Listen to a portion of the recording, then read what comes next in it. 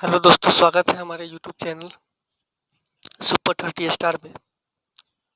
अभी हम लोग कंप्यूटर का ही एक छोटा सा टॉपिक बात करेंगे और जहां से बहुत सारे क्वेश्चन निकल कर आते हैं कंपटीशन के एग्ज़ाम में। सबसे पहले हम लोग बात करेंगे कंप्यूटर में जो बदलाव हुआ समय समय पर, उसमें सुविधाएं दी गई है ना, उसी को हम लोग जनरेशन कहते हैं। बात करेंगे सबसे पहले जनरेशन। जनरेशन कहने का मतलब हुआ कि बोलते हैं जनरेशन बदल गया, समय बदल गया, है ना। तो समय के साथ अगर किसी भी चीज़ में कुछ परिवर्तन होता है, कुछ सुविधाएं मिलती है, तो उसको हम लोग बोलते हैं जनरेशन बोलते हैं। लेकिन हम लोग कंप्यूटर का जनरेशन पढ़ रहे हैं, तो कंप्यूटर में जनरेशन का मतलब ये हो गया कि जैसे पहले कंप्यूटर बहुत बड़ा साइज में था, बहुत ज़्यादा स्पेस लेता था, है ना, बहुत ज़्यादा इलेक्ट्रिसिटी लेती थी, है ना, वो बहुत ज़्यादा हीट प्रोवाइड करती थी, है ना, उसका स्टोरेज कैपेसिटी भी बहुत कम था। लेकिन फिर जब हम लोग कुछ समय बाद भी था तो इसमें परिवर्तन हुआ, है ना, इससे थोड़ा सा इसमें परिवर्तन हुआ, तो इसी को हम लोग बोलते हैं जनरेशन, है ना।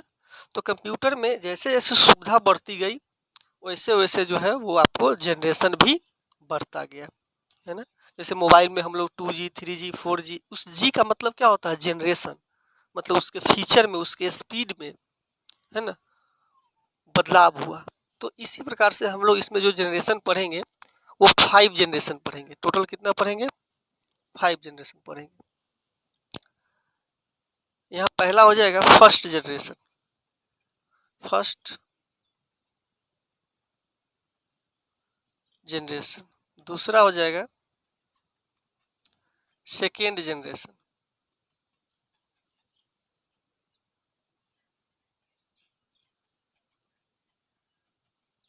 तीसरा हो जाएगा थर्ड जनरेशन।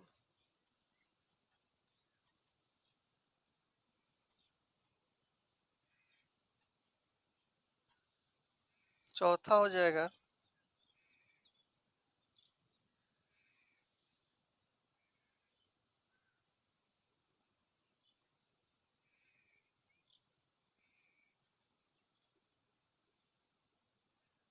और लास्ट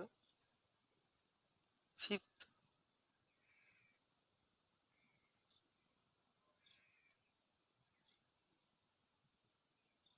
फिफ्थ जनरेशन उसके नाम से ही स्पष्ट है। First generation, second generation, third generation, fourth generation और फिफ्थ जनरेशन। सबसे पहले हम लोग पढ़ेंगे फर्स्ट जनरेशन में, है ना। फर्स्ट जनरेशन में हम लोग यहाँ से कुछ पॉइंट है जो आपको एग्जाम में पूछा जाता है और निश्चित रूप से आपको इसको याद करना होगा। क्योंकि पहला जो कंप्यूटर था, पहला जो सर्वप्रथम बनाया गया था, तो उसमें ये था कि इसका साइज बहुत बड़ा था, है ना। साइज बड़ा होने से ये स्पेस भी बहुत ज़्यादा लेता था और एक इसमें ट्यूब लगता था जिसको हम लोग बोलते हैं वैक्यूम ट्यूब। यही एग्जाम में पूछता है कि फर्स्ट जनरेशन कंप्यूटर में कौन सा ट्यूब लगता है। जैसे हम लोग ट्यूबलाइट जलाते हैं ना, उसी टाइप का एक ट्यूब था, इस, इस टाइप का था, है ना। इसको हम लोग बोलते थे वैक्यूम ट्यूब। वैक्यूम ट्यूब यही एग्जाम में पूछता है कि फर्स्ट जनरेशन कंप्यूटर क्या चीज यूज करता था। तो पहला हो गया वैक्यूम ट्यूब, ये हीट प्रोवाइड करती थी, ठीक है ना। दूसरा चीज आइएगा, इसमें हम लोग स्टोरेज के लिए, जैसे हम लोग आज मेमोरी यूज करते हैं ना, उस समय यूज किया जाता था मैग्नेटिक ड्रम यूज किया जाता था। Magnetic drum, magnetic drum use किया जाता था। और फर्स्ट जनरेशन कंप्यूटर में ही एंट्री के लिए हम लोग पंच कार्ड का यूज करते थे। किसका यूज करते थे? Punch card. पंच कार्ड ये क्या होता था? ये एंट्री करने के लिए होता है। जैसे हम लोग बचपन में पढ़े थे तो एक बोर्ड होता था, इस पर चिपका देते थे कुछ कुछ, क ख ग लिखा हुआ है तो इस पर चिपका दिए क, यहाँ चिपका दिए ख। इसी प्रकार से ये पंच कार्ड होता था। आगे हम लोग बात करेंगे, एक और इसका फीचर है कि ये मशीन लैंग्वेज को यूज करता था।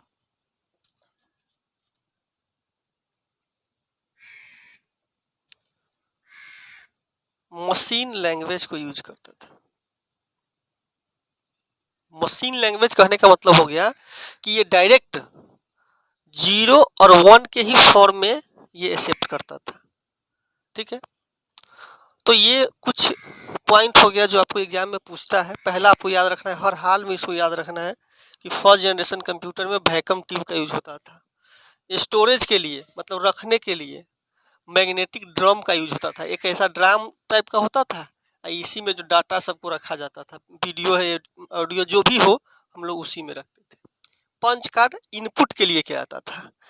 मशीन लैंग्वेज क्या होता था कि अगर कंप्यूटर में कुछ एंट्री करना है तो हम लोग डायरेक्ट उसका नाम एंट्री नहीं कर सकते हैं, है ना, उसको 0101 के फॉर्मेट में चेंज करके हम लोग इसको इनपुट कर सकते हैं।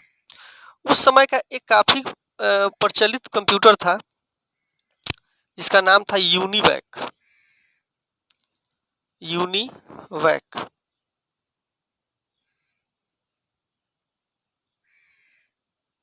यूनिवैक इसका फुल फॉर्म हो जाएगा यूनिवर्सल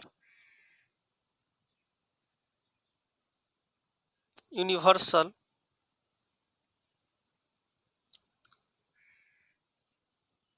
इसका जो फुल फॉर्म हो जाएगा यूनिवर्सल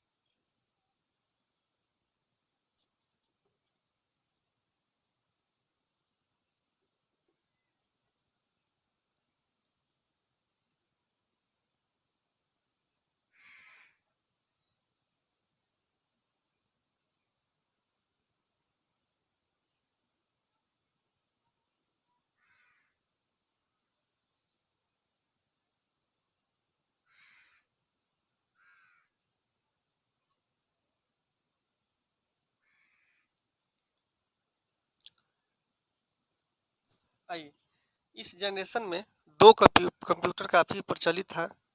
एक था यूनिवैक, कैपिटल एन लिख दीजिए, जिसका फुल फॉर्म होता था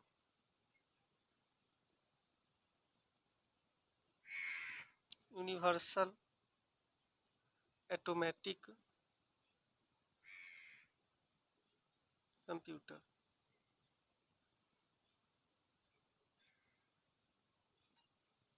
यूनिवर्सल ऑटोमेटिक कंप्यूटर। एक दूसरा था इनिएक। इनिएक ये भी काफ़ी प्रचलित था। इसका फुल फॉर्म है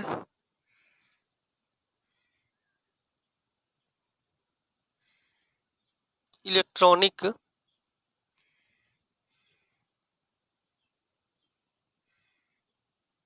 इंटीग्रेटर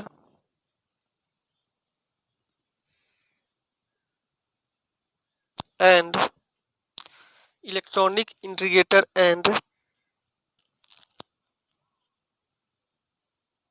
सॉरी, इसमें कुछ चेंज हो जाएगा। इसका फुल फॉर्म हो जाएगा कैलकुलेटर होता है। एक बार फिर से इस नाम को याद कर लीजिए। यूनिवैक यूनिवर्सल ऑटोमेटिक कंप्यूटर, और इनिएक, ई से हो जाएगा इलेक्ट्रॉनिक, एन से न्यूमेरिकल, आई से इंटीग्रेटर, और ए से एंड हो जाएगा, और सी से कैलकुलेटर हो जाएगा।